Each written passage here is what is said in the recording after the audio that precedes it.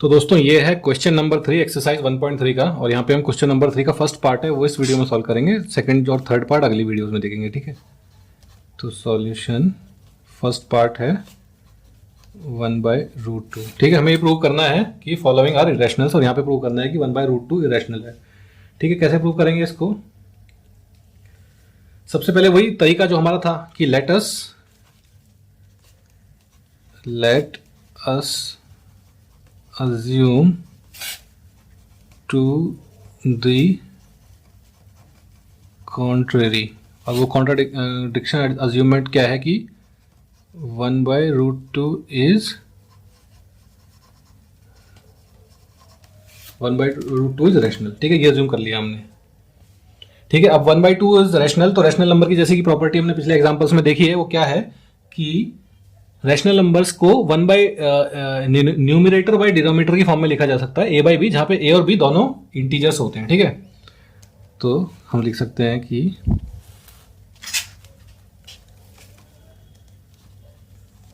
Since 1/2 is rational, thus 1/√2 is equal to a by b, where a comma b are integers, ठीक है। a comma b क्या है? Integers हैं। साथ ही साथ a comma b are coprimes. a comma b coprime है। Coprime क्या होता है पहले भी हम एग्जांपल्स में देख लेते हैं, और दोबारा देख लेते हैं, बहुत ज़रूरी चीज़ है ये हमारा जैसे पिछले एग्जांपल में देखा था कि जैसे कोई नंबर मान लीजिए 72 और 3 भी क्या कोप्राइम है? देख लेते हैं, क्या 72 3 से डिवाइड होता है? बिल्कुल होगा, 24 से जाएगा, ठीक है। तो ये 24, तो 72 और 3 कोप्राइम नहीं है क्योंकि ये इनमें कॉमन फैक्टर्स हैं। कॉमन फैक्टर क्या है? 3 खुद है। तो जिन नंबर्स में कॉमन फैक्टर नहीं होते, जैसे 72/71, क्या ये कोप्राइम में? बिल्कुल है, क्योंकि 72 और 71 में कोई भी कॉमन फैक्टर नहीं है, तो ये में कोई फर्दर आप डिवीजन नहीं कर सकते, बस ये ऐसा ही रहेगा, ठीक है। तो 72 और 71 are coprime because there are no common factors, ठीक है। तो चलिए आगे चलते हैं। तो यहाँ पे हो गया कि 1/√2 is equal to a by B and a comma B are integers and a comma B are coprimes, ठीक है। तो अब इसको रीअरेंज कर लेते हैं इस इक्वेशन को। 1/√2 is equal to a divided by b, ठीक है। तो इसको कुछ इस तरह से लिख सकते हैं,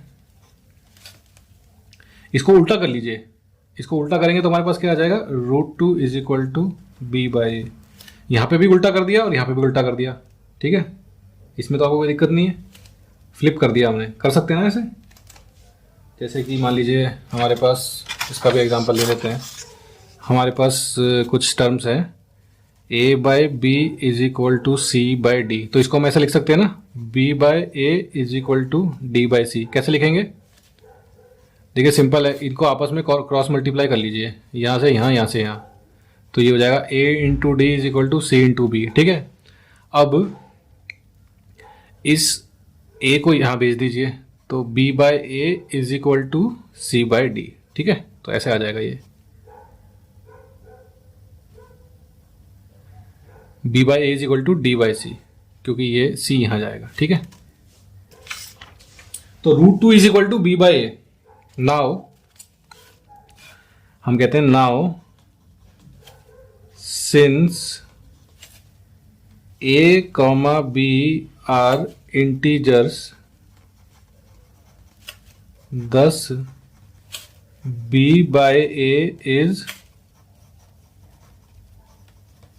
रैशनल, ठीक है। क्योंकि देखिए b और a दोनों इंटीजर हैं, तो इंटीजर बाई इंटीजर क्या होता है? जिस भी नंबर को इंटीजर बाई इंटीजर की फॉर्म में लिखा जा सके वो क्या होता है? Rational number. And since √2 is equal to b by a, thus √2 is also rational. ठीक है, देखिए रूट टू, अब देखिए बी बाई ए हमने प्रूव कर दिया कि रेशनल है, और रूट टू बी बाई ए के बराबर है, तो फिर जाहिर सी बात है कि रूट टू भी रेशनल होगा। ठीक है, लेकिन हम कह सकते हैं but this contradicts the fact that root two is what, irrational. तो यहां पे हमने कहा कि यार लेकिन ये तो गलत बात हो गई, क्योंकि फैक्ट ये है कि रूट टू तो इरेशनल है, ये रूट टू रेशनल कैसे आ गया? तो कहीं गड़बड़ हुई है। वो गड़बड़ क्या है? वो गड़बड़ ये है, दिस क्यों आया ये contradiction? This contradiction has arisen because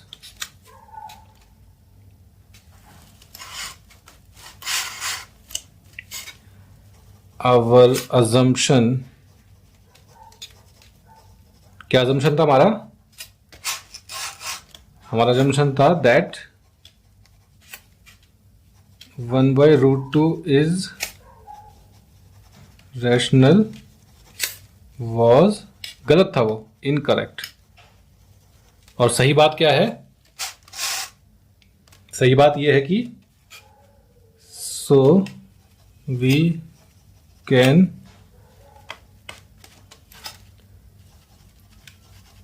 conclude that 1 by root 2 is irrational।